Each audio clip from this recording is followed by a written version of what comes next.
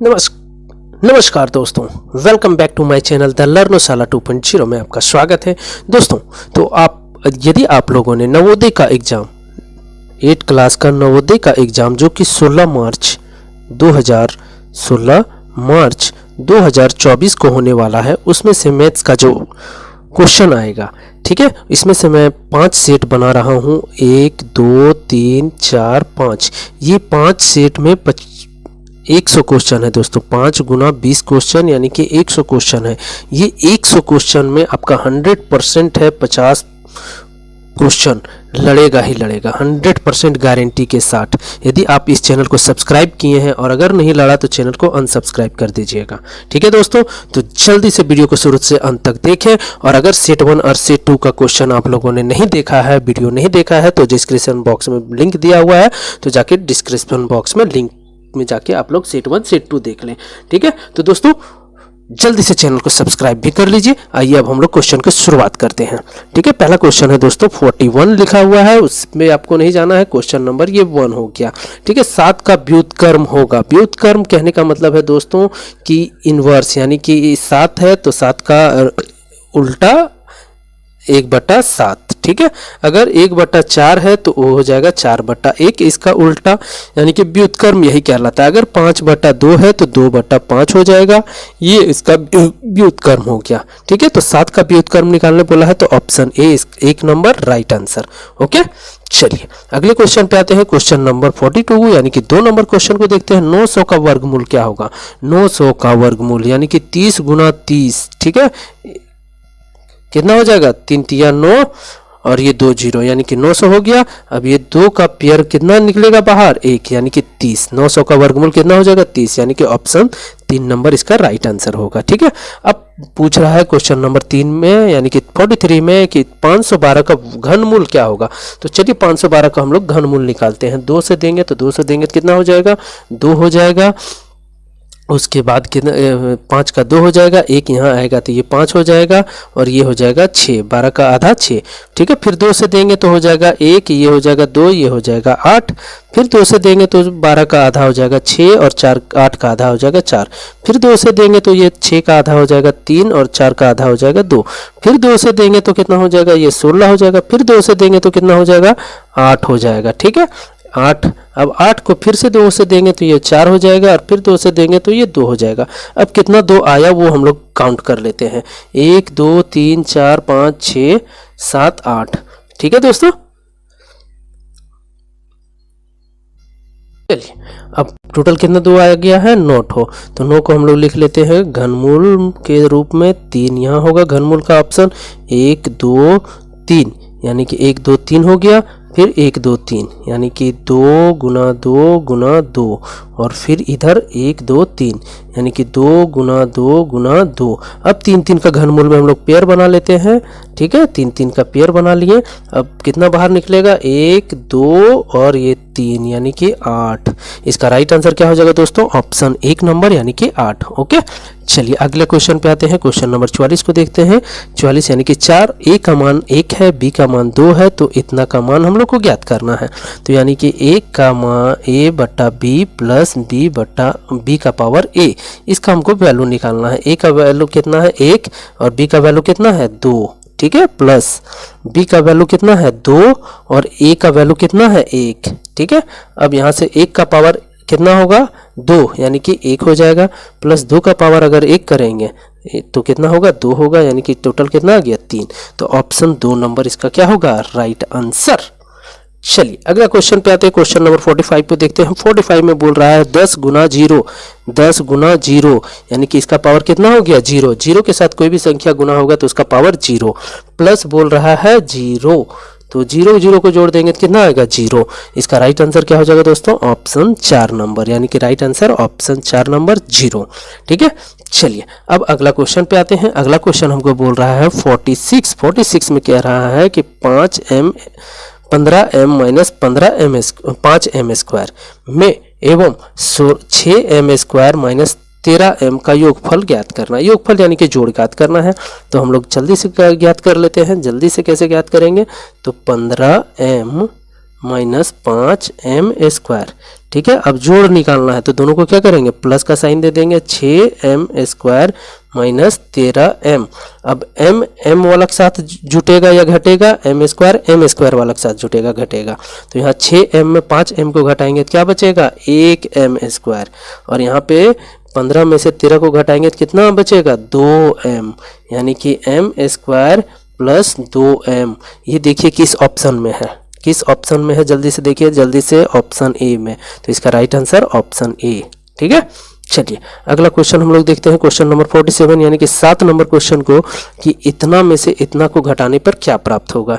यानी कि 3, यहाँ नहीं, यहाँ करते हैं 3p² pq।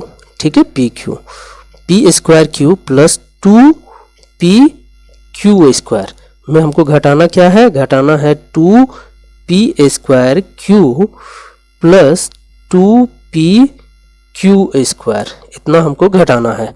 ठीक है, चलिए तो अब यहाँ से क्या करेंगे, देखिए माइनस है तो ये माइनस जब बाहर में रहेगा और ब्रैकेट के अंदर जो भी रहेगा तो उसका जो साइन है वो चेंज हो जाएगा। तो चेंज कैसे कर देना है, 3p² प्लस 2pq²। ये देखिए इसके आगे कुछ नहीं तो प्लस है, प्लस माइनस मिलकर क्या हो जाएगा, माइनस 2p²q। और ये प्लस है, प्लस माइनस मिलकर क्या हो जाएगा, माइनस 2pq²। ठीक है ना, चलिए अब यहाँ देखिए इसके पीछे 3 के पीछे p²q है, p²q कहाँ है, यहाँ पे है। ठीक है, ये इसके साथ घट जाएगा और ये वाला pq² इसके साथ वाला घट जाएगा, यानी कि ये स्टार मार्क कर दे रहे हैं, इसको स्टार मार्क कर दे रहे हैं और ये टिक कर दिए हैं। ठीक है, अब यहाँ देखिए 3 में से 2 जाएगा तो कितना बचेगा, 1, यानी कि 1 p²q। और यहाँ 2 में से 2 चला जाएगा तो क्या बचेगा, 0, यानी कि पूरा क्या हो गया, p²q।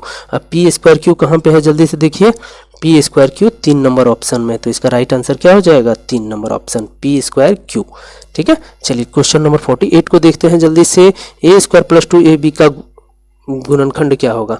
तो वो हम लोग जानते हैं बच्चों, a² plus 2ab plus b², इसका क्या होता है, a प्लस b का होल स्क्वायर, यानी कि गुणनखंड इसका कर देते हैं। तो a प्लस बी और a स्क्वायर में है तो इसको 2 बार लिख सकते हैं, a प्लस बी।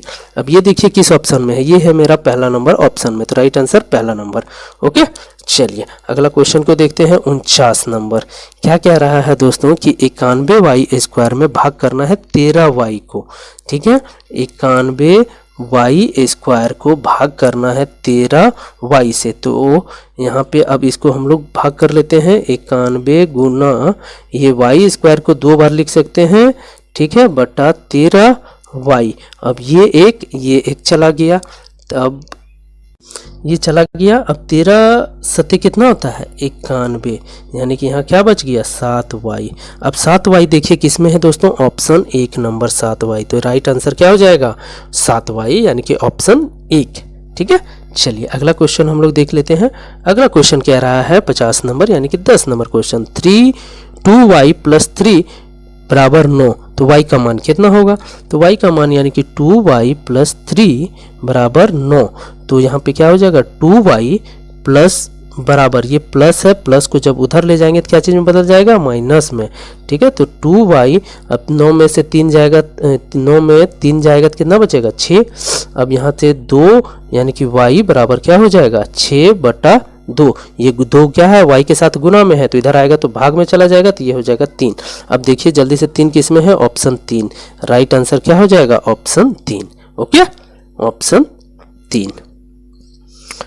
चलिए अब आते हैं क्वेश्चन नंबर 51 पे। आरोही की वर्तमान उम्र x वर्ष है। आरोही का वर्तमान उम्र कितना है, x वर्ष। 10 वर्ष बाद उसकी उम्र 15 वर्ष की हो जाती है, इसका समीकरण होगा। ठीक है, चलिए आरोही का उम्र कितना है दोस्तों वर्तमान में, यानी कि अभी 2024 में बात कर लेते हैं। तो 2024 में उसका उम्र क्या है, x है। ठीक है, 10 वर्ष बाद यानी कि 2024 में x है, तो 10 वर्ष बाद कितना होगा, 2034। अब 2034 में कितना हो जाएगा, ठीक है, 2034 में कितना हो जाएगा दोस्तों, जल्दी से बताइए। तो इसका क्या हो जाएगा, 10 वर्ष बाद हो जाएगा x प्लस, मतलब अभी x है तो 10 वर्ष के बाद कितना हो जाएगा 10, ठीक है 10 हो जाएगा। तो वो किसके बराबर है, 15 वर्ष के बराबर, यानी कि ये हो जाएगा 15। समीकरण ये क्या हो गया, x प्लस 10 बराबर 15, ठीक है। इसका राइट आंसर क्या हो जाएगा दोस्तों, इसका राइट आंसर हो जाएगा ऑप्शन 2 नंबर, x प्लस 10 बराबर 15, ठीक है।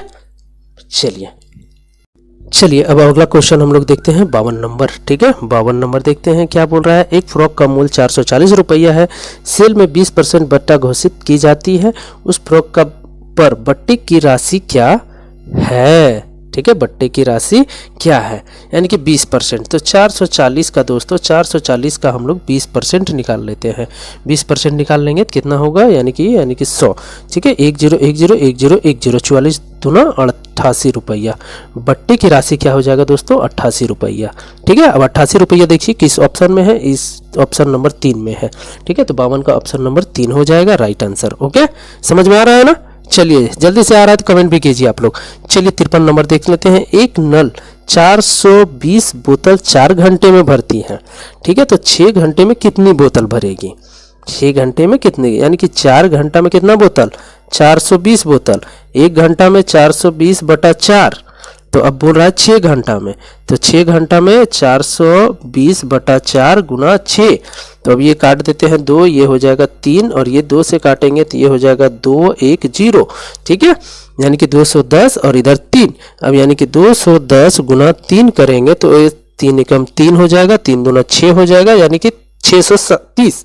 तो राइट आंसर क्या हो जाएगा ऑप्शन 4 नंबर, यानी कि 630, ओके। चलिए अगला क्वेश्चन देखते हैं 54 नंबर। आयत के सभी अंतःकोणों का योग कितना होता है। एक आयत है दोस्तों, ये आयत का सभी अंतःकोण यानी कि अंदर वाला कोण, ठीक है, कोणों का योग कितना होगा 360 डिग्री। 360 डिग्री किस ऑप्शन में है, ऑप्शन ए, यानी कि राइट आंसर, ओके। चलिए आगे बढ़ते हैं 55 नंबर क्वेश्चन को देखते हैं। इनमें से कौन सा एक द्विविमीय नहीं है, द्विविमीय नहीं है, द्विविमीय कहने का मतलब 2D नहीं है, 3D 2D समझ में आ रहा है। तो ये द्विविमीय त्रिभुज द्विविमीय हो गया, वर्ग द्विविमीय नहीं है, आयत हो जाएगा द्विविमीय, ठीक है, और ये शंकु हो जाएगा त्रिविमीय, और वर्ग भी हो जाएगा आपका त्रिविमीय। अब इसमें से पूछ रहा 2D कौन नहीं है, 2D कौन नहीं है, ठीक है। चलिए दोस्तों तो यहाँ क्या हो जाएगा त्रिभुज, यानी कि त्रिभुज बना लीजिए, ये 2D है, ठीक है 2D। वर्ग बना लिए, ये भी 2D है। आयत बना लीजिए, आयत ये भी 2D है, और शंकु जब हम बनाएंगे तो ये त्रिविमीय हो जाएगा, ये 3D हो जाएगा। तो इसका राइट आंसर क्या हो जाएगा दोस्तों, कौन नहीं है 2D में, तो इसका राइट आंसर हो जाएगा ऑप्शन डी, शंकु नहीं है, ओके। चलिए 56 नंबर क्वेश्चन आइए दोस्तों, अब हम लोग देखते हैं 56 नंबर क्वेश्चन को। 56 नंबर क्वेश्चन क्या कहता है कि एक आयत की लंबाई 8 सेंटीमीटर है और प्रत्येक विकर्ण का माप 10 सेंटीमीटर है, आयत की चौड़ाई क्या है, ठीक है। आयत का चौड़ाई हमको जानना है क्या है। ये हो गया मेरा आयत, ठीक है, आयत, ये इसका लंबाई है 8 सेंटीमीटर, ठीक है, ये विकर्ण है 10 सेंटीमीटर, और ये सामने वाला भी 8 हो जाएगा, और ये वाला हमको निकालना है, ठीक है। तो दोस्तों होता क्या है कि इसका जो आयत होता है, आयत का प्रत्येक कोण 90 डिग्री का होता है, प्रत्येक कोण कितना होता है 90 डिग्री का होता है। तो 90 डिग्री मतलब ये कौन सा हो गया ये देखिए ये कौन सा त्रिभुज बन जा रहा है, समकोण त्रिभुज, जिसका एक कोण 90 डिग्री होता है, समकोण त्रिभुज, ठीक है, समकोण त्रिभुज जिसका एक कोण 90 डिग्री हो, ठीक है। तो समकोण त्रिभुज में हम लोग कौन सा फॉर्मूला लगाते हैं, पाइथागोरस फार्मूला। पाइथागोरस फार्मूला क्या कहता है, ये मान लेते हैं P हो गया, ये H हो गया, ये B हो गया, ठीक है। तो क्या होता है कि P² प्लस B² बराबर क्या होता है H², ठीक है। तो यानी कि हमको P पता है, B हमको निकालना है, तो B² इक्वल्स टू हो जाएगा H² माइनस क्या हो जाएगा, ये प्लस है उधर जाएगा तो हो जाएगा P², ठीक है। अब B बराबर क्या हो जाएगा √H² माइनस P², ये हो गया फॉर्मूला, ठीक है। अब यहाँ से हम लोग निकालते हैं, कैसे निकालेंगे, अब एक एक करके पुट कर देते हैं। B मतलब एक तरह से हम लोग क्या हो जाएगा चौड़ाई, ठीक है, चौड़ाई हो जाएगा, तो आते हैं चौड़ाई हो जाएगा, और इधर क्या हो जाएगा H मेरा कितना है 10 का स्क्वायर माइनस क्या हो जाएगा 8 का स्क्वायर। ये 10 का स्क्वायर करेंगे तो 100 हो जाएगा और 8 का स्क्वायर करेंगे तो 64 हो जाएगा। और जब ये निकालेंगे तो ये घटा देंगे तो हो जाएगा 36। अब रूट के बाहर जब आएगा तो कितना हो जाएगा, यानी कि रूट अंडर क्या हो जाएगा 6 गुना 6। ठीक है, 6 गुना 6। अब 2 को मिल गया तो कितना बाहर आएगा 6 आएगा, तो 6 सेंटीमीटर हो जाएगा क्या मेरा। इसका राइट आंसर हो जाएगा ऑप्शन 2 यानी कि 6 सेंटीमीटर। ओके, चलिए अगला क्वेश्चन हम लोग देखते हैं 57 नंबर। क्या बोल रहा है, एक समचतुर्भुज का क्षेत्रफल इतना दिया हुआ है, उसका विकर्ण 11 सेंटीमीटर है, तो दूसरा विकर्ण क्या होगा। समचतुर्भुज, ठीक है, समचतुर्भुज का क्षेत्रफल का फॉर्मूला क्या होता है, समचतुर्भुज, ठीक है, का क्षेत्रफल का फॉर्मूला, ठीक है, क्षेत्रफल का फॉर्मूला क्या होता है 1/2 गुना पहला विकर्ण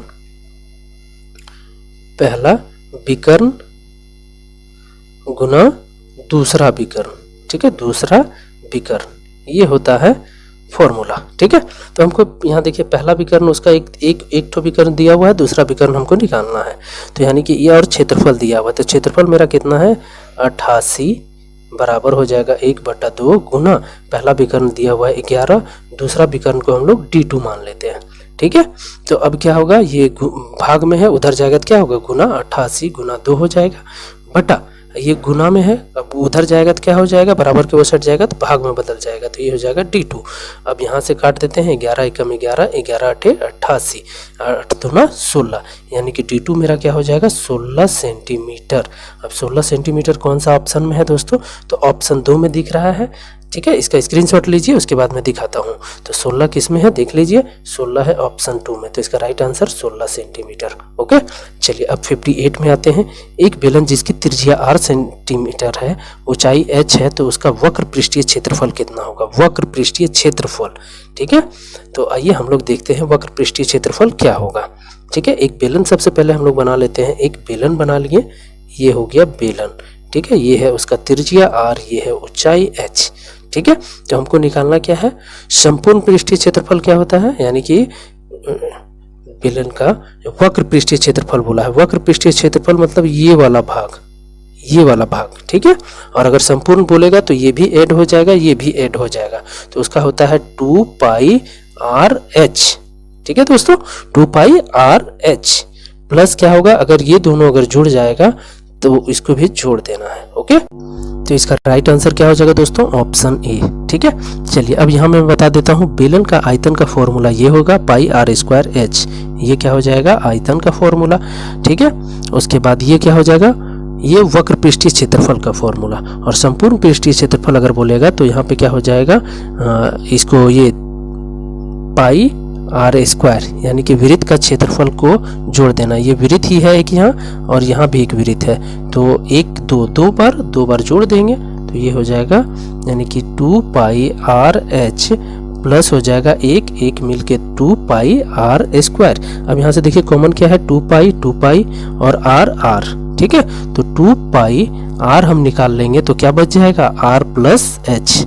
ठीक है, या फिर h प्लस आर, ये हो जाएगा संपूर्ण पृष्ठीय क्षेत्रफल का फॉर्मूला। ओके दोस्तों, चलिए आगे हम लोग बढ़ते हैं। आगे हम लोग देखते हैं 59 में बोल रहा है वर्ग अंतराल 20-40 का ऊपरी सीमा क्या है।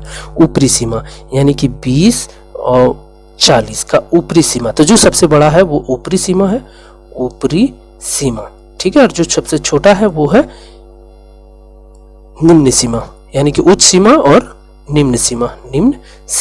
तो यहाँ पे उच्च सीमा पूछा है यानी कि ऊपरी सीमा, तो इसका क्या हो जाएगा ऑप्शन 2 नंबर यानी कि 40 यानी कि 40। ओके, चलिए अब इस वीडियो का लास्ट क्वेश्चन देखते हैं। 60 नंबर में बिंदु इतना स्थित है, बिंदु इतना स्थित है, तो हम लोग बताए थे दोस्तों आपको, वो ये आ जाइए, ये क्या कहलाता है, फर्स्ट क्वाड्रेंट, फर्स्ट मतलब पहला चतुर्थांश, ये दूसरा चतुर्थांश, ये तीसरा चतुर्थांश और ये चौथा चतुर्थांश। यहाँ पे मान लेते हैं x, ये हो जाएगा y, ये हो जाएगा y डैश, ये हो जाएगा x डैश। ठीक है, x डैश।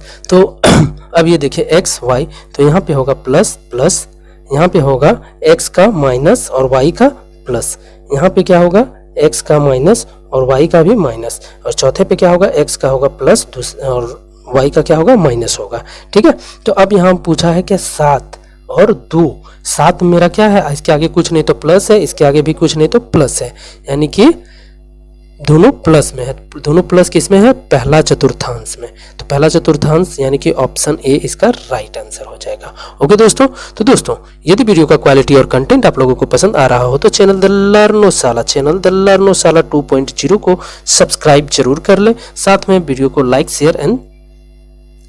एंड शेयर कर ले। ओके दोस्तों, साथ में कमेंट भी करें अगर आपको कोई क्वेश्चन पे डाउट हो तो अगला सेट आएगा आपका सेट 4। ओके दोस्तों, चलिए, जय हिंद।